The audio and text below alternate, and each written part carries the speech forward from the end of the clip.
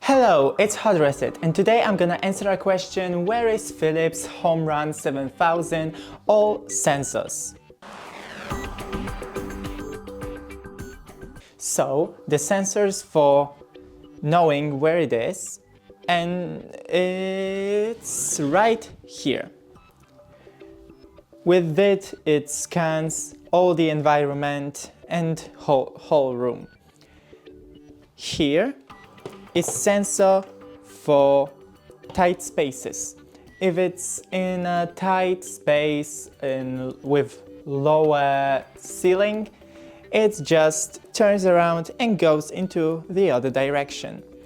And in here we have 1, 2, 3, 4, 5 and 6 sensors for falling down the stairs.